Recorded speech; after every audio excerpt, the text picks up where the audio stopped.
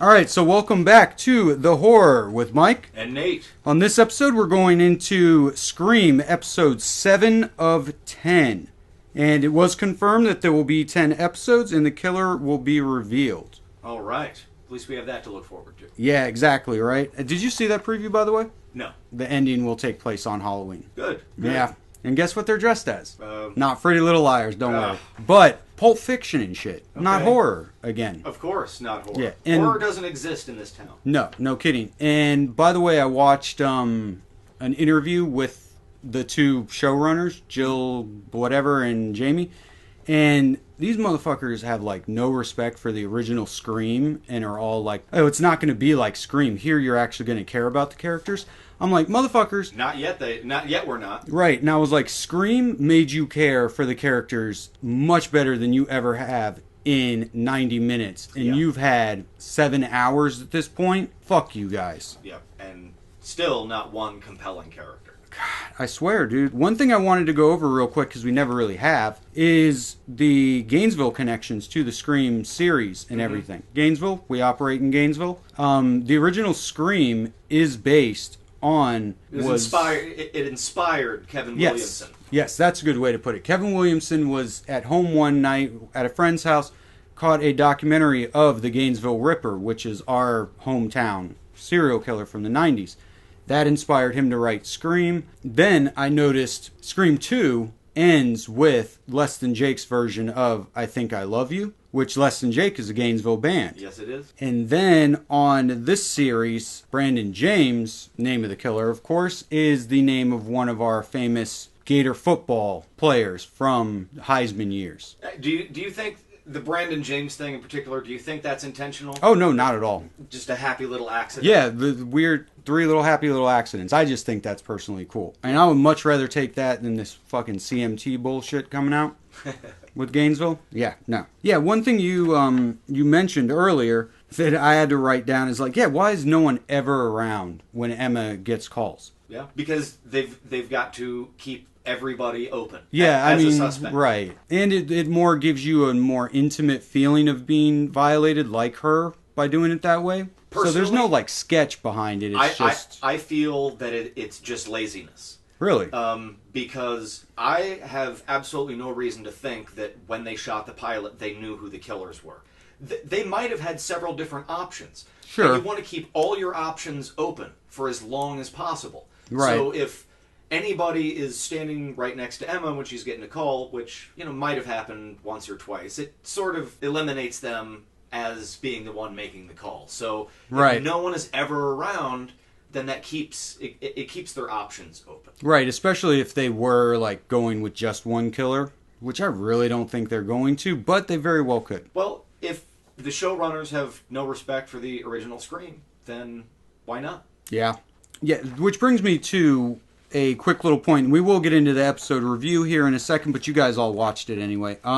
What somebody asked, did you see this comment on our video? I forget who exactly asked, but they were like, who do you think, we always talk about, oh, that would be if it was bad. Who do you think would be a good killer for this series? Episode 10, the finale, is just all from the killer's perspective, and we get behind the scenes of everything.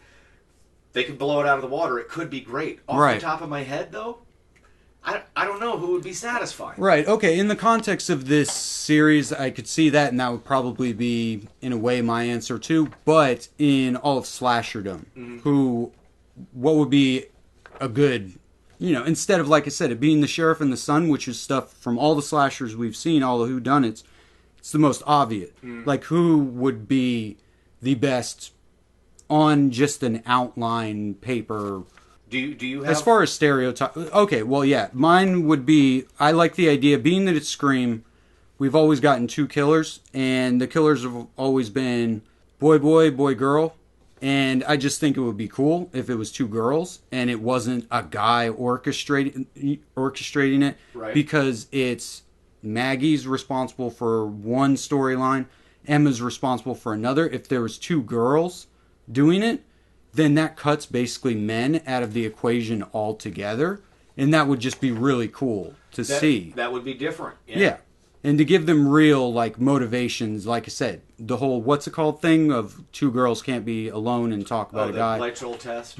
Yeah, okay. Yeah, that. And I just, how cool would that be if, like, all of this stuff was all connected to just 4 well-developed, with backstories, and the next 3 episodes giving us really good female characters. That's why I'm not against the idea, which is starting to build itself, and I'll give you a big indicator why I believe it is, that Piper is the killer. Mm-hmm. And I wouldn't be against it if, you know, she stopped being all, like, prissy and shit. And, like, that's an act, all her, like, horrible acting, pretty much, and smarminess. And she was actually, like, a really good actress underneath all that. You know, she has been entirely useless so far, so... Right. That's actually the biggest clue that it might be her. Yeah. Is... She has no storyline of her own. She's just sort of flittering on the edges. Right. So, yeah, that could play. Yeah, and like I said, it's more what it comes down to as far as good killers go. Like you were saying, it's all about... It's not even necessarily who the killer is. It's about what the motivation of it is and what the basic theory is. Like I said, Jill. Would I have seen Jill coming? No, I wouldn't have. I did not see that. Yeah, Jill coming. I did not see that coming. So the mystery was good. But that would have only been so good had it not been for her reasoning was she wanted to get famous on YouTube and shit. Mm-hmm. Like, that makes so much fucking sense and makes the movie bigger and have a more universal idea behind it. The reason Scream 2 and 3 aren't as good is because the revelations and motivations are all tied in specifically to the Scream movies. Yeah.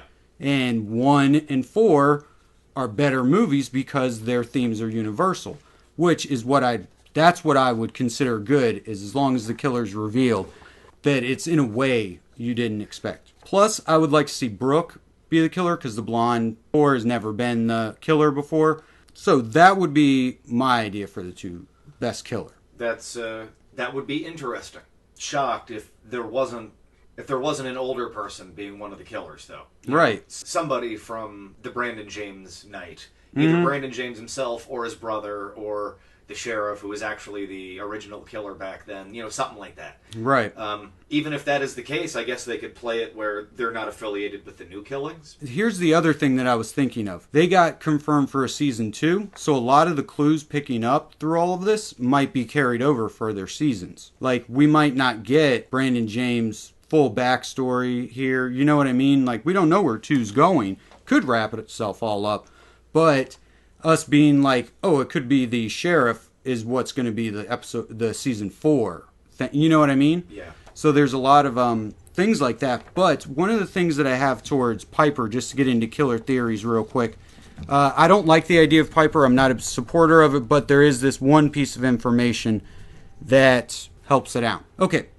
So we go by the assumption, basically everybody does, that Brandon James and Maggie had sex, had a baby. Right. So everybody thinks it's Emma, who's Brandon James's kid. Mm-hmm. Okay.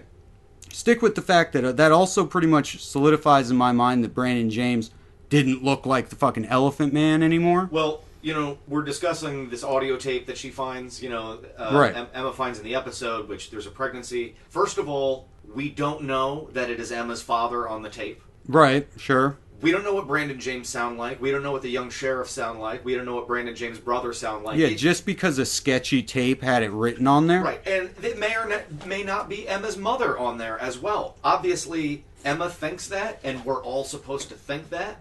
Maybe, maybe not. Yeah, and basically this just brings up the point where this all this stuff can get very convoluted, but we're just illustrating the point.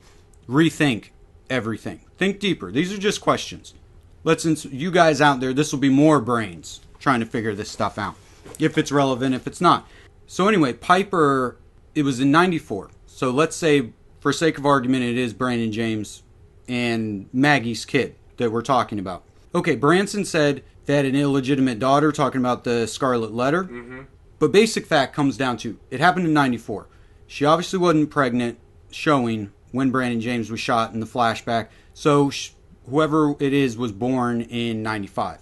So that's almost 20 years. They're supposed to be in late teens, so they're about 18. So that's a 2-year span where that person, whatever. And the only person who really like fits into that, unless it's like Kieran makes a reference to I'm not your 21 Jump Street snitch, which could possibly be taken as he's 20 years old and shouldn't be in high school. Right.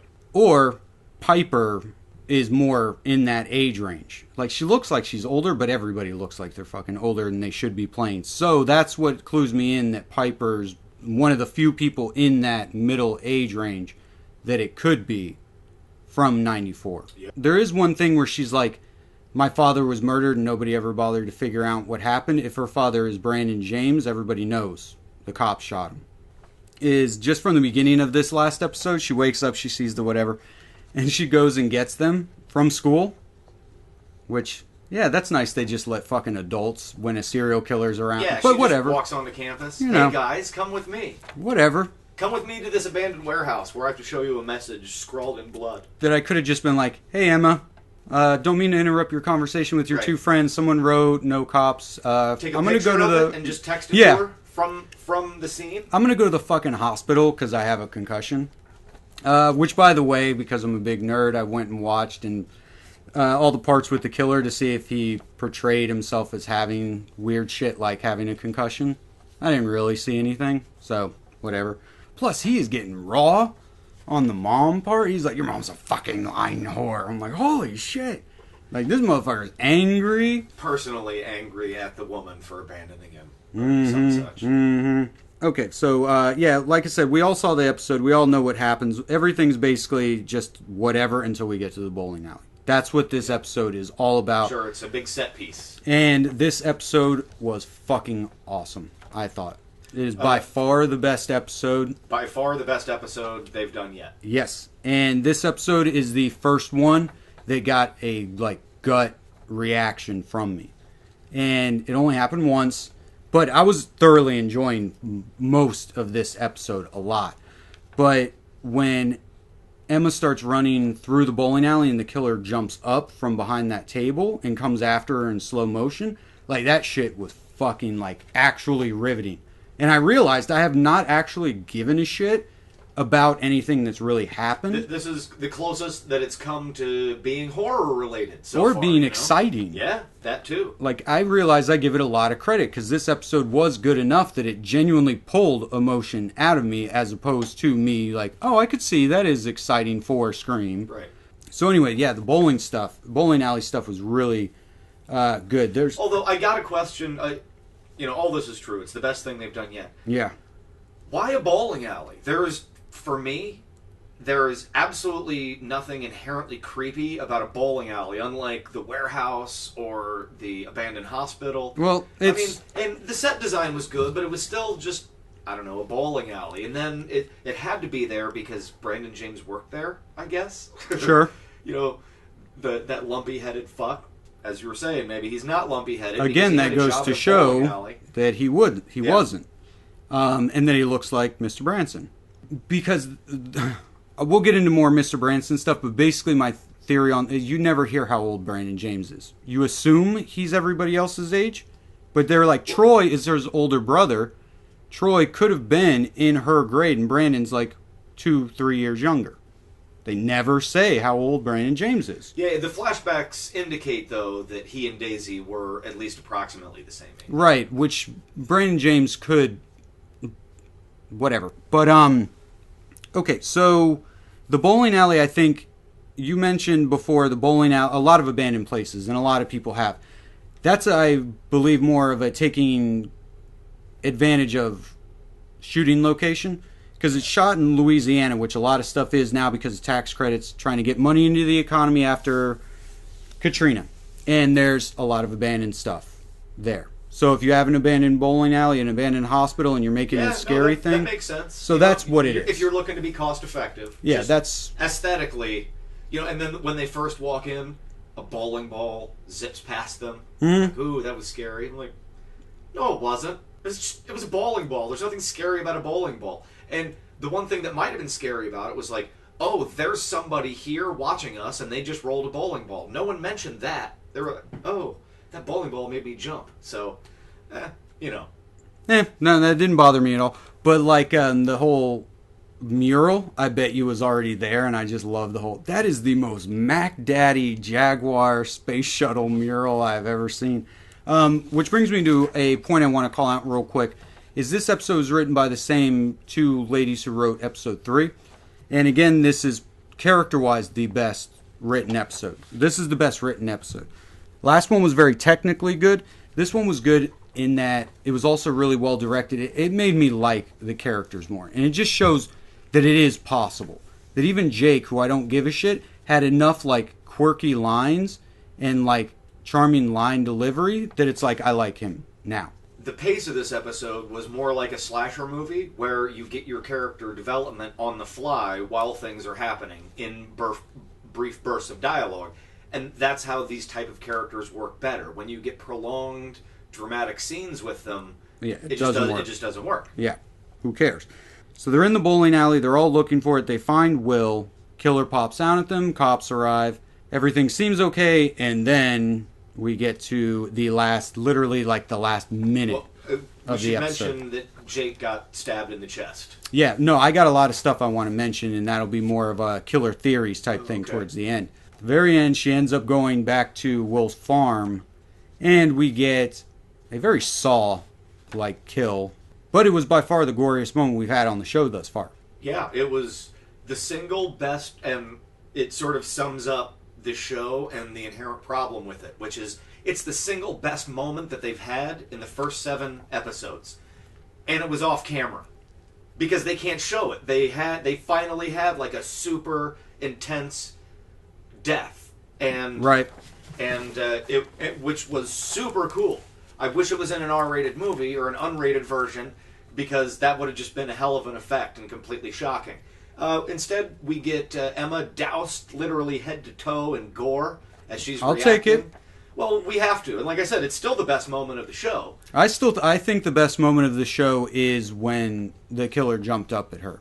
Like I said, that was one of the few genuinely exciting moments. I never thought about that scene being any good, because then Will flies in like Superman and knocks down the killer at the end of it. So I was like... Okay, so let's see. One thing, we'll get more into the killer theory thing now. Okay, Mr. Branson is, I believe... Who's not in this episode at all. Yeah, still the killer. He's not in the episode. Almost nobody online thinks it's him anymore. And everybody credits everything to Noah all the time as far as their killer theories go. It's like, well, Noah said that he could whatever, and Noah said that he couldn't whatever. Okay, so Branson's gone. That subplot joke was pretty fucking funny. So obviously that makes him a suspect. I was talking to my brother about the idea that like everybody will break apart stuff like Kieran coming in to the place. It's like, oh, that's convenient that he showed up right here, or this person was here when they should have been here, and all this. It's like you kind of disregard the person who's not even around, you know, which would be Piper and Mr. Branson. And Audrey. Well, that's the Audrey, who's my other pick. I like I said, Piper's the one who, if it's her, I won't be mad, because that'll, if handled correctly, that would be cool. But otherwise, I'd be mad just because I don't want to be wrong. And 2, I do think these 2 would work out to be the best, which is Audrey again. She says she's taking her midterms, and this could have been a trick of just shooting logistics. But when she gets into her car, if you look into the parking lot, it's the weedy parking lot. I have a screenshot I'll put up that's out in front of the bowling alley. And she gets into her car, and she looks pretty fucking sweaty. And there's an off-chance little glance that she does when she finds out Noah's at the bowling alley, where she looks up. And it's like she's not just looking up curious. It really looks like she's looking at the building that's sitting right in front of her. One inconsistency with it, though, a pretty drastic one, makes me think reshoots, is that Audrey then travels all the way across town to Maggie's mom's house, like in 2 seconds. Mm-hmm. Whatever. Anyway, but yeah, no, I still think it is Audrey helping out with it all. It's a solid guess. Yeah, and you can't judge the killer by his height or things like that, because it's probably a stuntman in it. Sure. But it had some girly ass arms. If you notice that when the knife is sticking through the door, girly ass arms. which they called Branson a metrosexual. Mm-hmm. So, anyway, but we already knew that. There's maybe Jake is the only person in the cast that has any meat on him. They've all got girly arms. Yeah, I guess that's true. Little male model types. So it's Yeah. good. And once again, it's play it as neutral as you can. Keep your options open. Don't eliminate anybody. Yeah, which actually we might as well get to that. Jake, somebody even on YouTube I saw mentioned it to another user, not me, because then I would have responded, but I didn't bother. And it wasn't on any of our videos, but they were like, oh, Jake didn't die in this episode. You said he was going to die. And I said that too, so I took it as whatever. It's like, motherfucker got stabbed in the goddamn heart with a huge knife, and he's fine? Yeah. Wow. Boo. Holy shit. That's why I'm like, Will's not dead. Will's going to come back with a bandage over the top of his head and be like, that was a close one.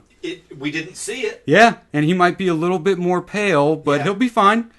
Because you can get stabbed in the fucking heart.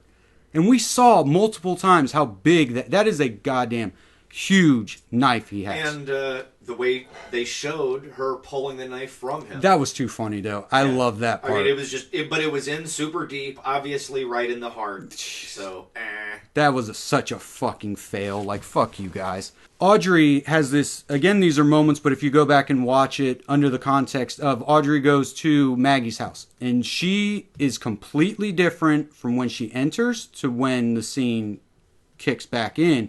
She walks in with this whole facade on where she's like, hey, Misty, how are you doing today? She's like, good. And she's like, where's Emma? And she's like, Emma? I don't know where Emma is. She's not here. Even though she knows where Emma is. And then the sheriff walks in and she freaks out. Like, she's like, and gets this look of like terror. She didn't expect. She's like, oh, fuck, they found Will too fast. So now I'm going to go get her mom. Which eventually they're like, okay, well, we can just grab Will again. But she went there to like fuck up her mom. Didn't know the sheriff was going to be there. And that threw her plan all off. So she had no option because people are like, Audrey's the reason the cops show up and save everybody at the bowling alley. It's like she had no option at that point. But yeah, she turns a complete 180 in herself at that moment when she sees the sheriff. So yeah, Audrey still the killer. Now that personality shift though could also be she's working with the sheriff and and then she's thinking, oh shit, he's here, I fucked up. Could be, but I don't think so. But anyway, so yeah, we're still sticking to Audrey and Mr. Branson. Do you have any new theory on it? Nope. Mr. Branson wasn't in this episode. There's no information there. You know what's funny is that the top theory everywhere is Kieran and the sheriff. Yeah. And it's like, this will be the true test of if I stand for a second season, is if they go for that. Because that's what everyone thought from the very first episode. Yeah, because it's a bad, poorly written show in general. So you figure they're going to go for the low-hanging fruit. Ugh. And also, with that prediction, with that in mind, if it's anybody but that, if it's even one iota better than that idea, then it's a win. Yeah, pretty much. And if they keep getting better, because Ty West is making one, so that's coming up. One thing that does implicate Kieran, and this might be a stretch, is that tape. Where'd that tape come from? Where do you get a tape like that? From case files. Mm-hmm. Who the sheriff and Kieran have access to those case files. Unless it's all fucking fake, but we could do this, like I said, forever. So anyway, yeah, this was the best episode so far. I've been giving him mostly 7s, the 2 that I liked. Yeah, this was a good 8. This was a fun, really good episode, directed by the chick who did Honeymoon, like I said last episode. Nice. Did a good job. Very good job. I looked her up, by the way. She's fucking tiny, and she looks like she's 12. I think she's like my age, like 30, early 30s. But like she looked fucking tiny. So anyway, another cool thing. Just goes to show, for the show that's written by a girl, directed by women, written by women, it would be cool to see 2 women face off against 2 women for not male-related bullshit. Yeah. It would be unique. Right. Absolutely. And it would work within the context of the Scream movies, too. It would be giving us a twist on what we already know. Mm-hmm. So that's what I would like to see. That's why I'd be fine with Piper. And truthfully, Piper's set up enough that it would make sense, too. The only thing that sucks is, yeah, she's barely in it. Whatever. Anyway, yeah, and I do not think it's Kieran. It's way too obvious. Like, literally everyone in the world has Kieran as, they all say, oh, I think it's this person and Kieran. You know what I mean? As why no one ever says Maggie, though. So I felt like I should make up my theory on why it'd be Maggie. Another reason to suspect him is that they borrow elements from the Scream movies. They don't do them the same way, but they borrow a lot of elements. So, in the first Scream, the boyfriend did it. Right. So, it's the lazy route, but I wouldn't be surprised if they just did that again. Well, see, the thing about Scream, as best as I can track it back, why that was good is because the boyfriend is always the main red herring. All the time. But it was never actually ended up being the boyfriend. That's why Scream worked, is in context. Like I said, I watched it too early, but going back and seeing slashers and then watching it, that's why that worked. It won't fucking work again. But I don't trust that, again, these people have really even seen the Scream movies probably more than like the 3 times they had to for research. And probably have never seen any other slashers. Right. They seem to really detest horror movies. They talk shit about them and blah, blah, blah. There's even one part where Noah mentions, I like watching horror movies, but it sucks to be in one. He even specifically says, I like a good indie horror movie. Fuck you fucking assholes. They still cannot just straight up come out and say a horror movie. They have to make it an indie horror movie. Right. Like, seriously, fucking pissing me off, these people. But I do like these writers. These writers, I would keep in mind if on any of these upcoming how we would do it and blah, blah, blah. I would keep these people around because they're good at inner character mixed with a compelling, forward-moving plot, which doesn't sound like a lot, but some motherfuckers have no idea how to do that, evidently. Right. And they're the showrunners of this goddamn show. So anyway, my favorite episode so far, 8 Absolutely. out of 10. My favorite episode so far, I'd give it a 7 out of 10 in the context of the other episodes. This is the first episode that I would actually give a 6 out of 10 to, like above average, in general. I've been pretty easy on the show, because it's all in context, I'm letting it build. Right. But still, I'm handing out mostly 4s and 5s. Right. And yeah, me too. And this would be the first one that, even compared to other TV shows, this is better than average. Yeah, it was good. And this is the episode that if you wanted to show people clips, or this is the flagship episode for, I don't want to watch Scream, here, watch this one scene. You know what? This is the episode where, if you haven't watched it before, watch this episode, because it starts you with the previously on Scream, which will catch you up on all the high points. Yeah, pretty much. That's true. Watch this episode, and you'll be like, oh, this show's pretty good. I'm going to keep watching it. Mm-hmm. So if you just watch, like, the final 4, maybe it'll be great. And that's the thing is, I also noticed that a lot of people online are not reviewing or talking about Scream in tweets or anything like that. I think the general consensus is we're going to wait until episode 8 or 9 and then binge watch and then catch up on them. So... Or just binge listen to our reviews and you'll be mostly caught up. Yeah, pretty much. That's the thing. If you do just randomly listen to this one and you want to convince friends or whatever, yeah, just have them listen to our podcast from here up and then start on this episode and they'll be like, this was a really good show. Can I I should watch the other 5. Like, nope, don't bother. No. You can watch 4 and 3, but that's about it. Maybe we... only if you're really curious. Maybe at one point we can put up a list of, like, here are links to, like, the half a dozen YouTube clips that show you every scene that you need to watch from the first few episodes. Yeah, pretty much. Oh, one of the other cool things about the episode was the playing of that song again. That was a good horror moment. Definitely. Still always makes me think of 2001: A Space Odyssey. Right, well, it's also like, I swear it's taken from that audio recording. Yeah, the way it's winding down. Yeah, but that was really cool, and then Noah saying, oh, the murder music comes on. Perfect.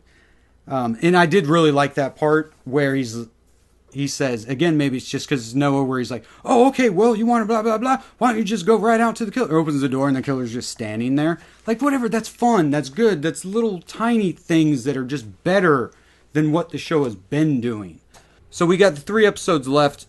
In 9, I assume by the end of 9, at least one killer will be revealed. So we can't do it after 9. So after next week's episode, we're going to have final killer theories. Okay. Where we Sounds put good. it down, and in the comments, you guys will put your final theories, and we will see. No going back on it, no nothing. Your final picks. You get 2, because there could be 2 killers.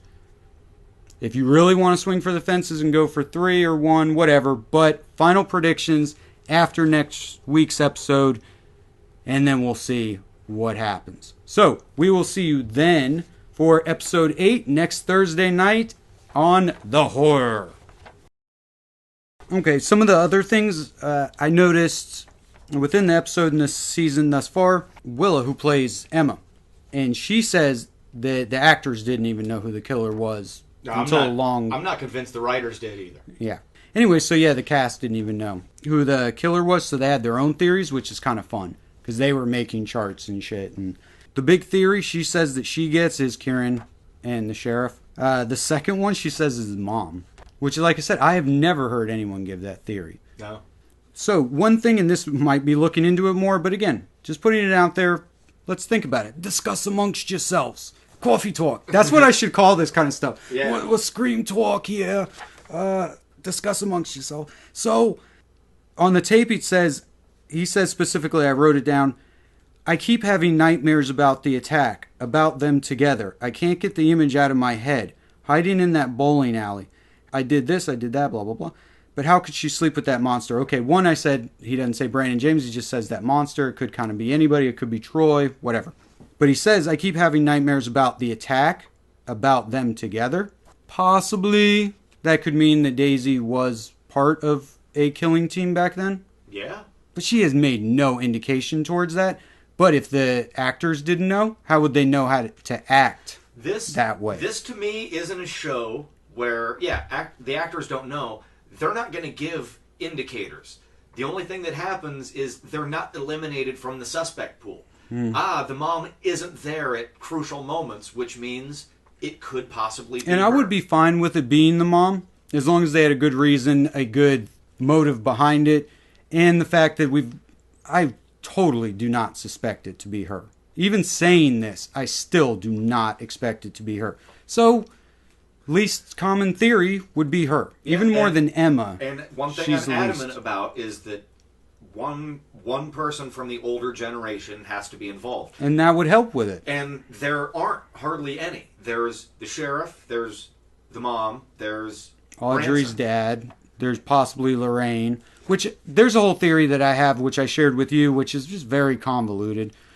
But it's, again, don't assume what you think, is that we think very much, 100%, I thought, that the mayor's dragging his wife's body away. So I was like, well, what if that's not true? It's like, whose body would it be then? And I was like, oh, well, Kevin's missing. But then the preview came out and shows that Kevin shows up. If that's him, whatever, we could. But it's like, what if it's not the mom? Then who could it be that he killed? Well, I mean, what is the date on that? Could it be Tyler? 8/15. It was 8/15, so it was, give or take, about a month. Month and a half before the killings started. Okay. So I mean, the show has all that we know really is that the mayor was carrying something that looked like a body. Yeah, it might not even be a body. You're right. It could be a deer he hit on the road. So. But why would you be blackmailing for that? Right. Why would you pay? I have absolutely zero confidence that this mayor subplot is going to really tie into anything. But that's what I'm saying. If it was that the mayor was the one who killed back then, because he says in episode 2, you weren't around back then, I was. So he was around. If he was the killer and somebody came to him from back then, like Troy, and was like, I'm going to expose you, so he kills him, so that's what he's black. So it would work the blackmailing, because no one expects it to, but that would work the blackmail into it. The killer's obviously not him. That would even be a stretch by Scream standards. He's way too big for any time we've seen the killer. That would be ridiculous. That could be interesting. Yeah, so food for thought. The mom, since there are only a handful of grown-ups, really, the mom, sure, why not? At least it would be a surprise. Yeah, exactly. if you go back and watch it, they do foreshadow stuff. So there are things hidden in the episode that aren't just inconsequential. In episode 2, when we see Will on his farm, there are like 2 long ass lingering shots of the blades of that machine and shit like that. So they were visually setting that machine up because they knew that would kill him later. So they are a bit smarter than maybe we're giving them credit for, just in the way that I hope that they were doing that. But that proves that they have been doing that. Yeah. Because you would not do a close-up of that machinery for no reason.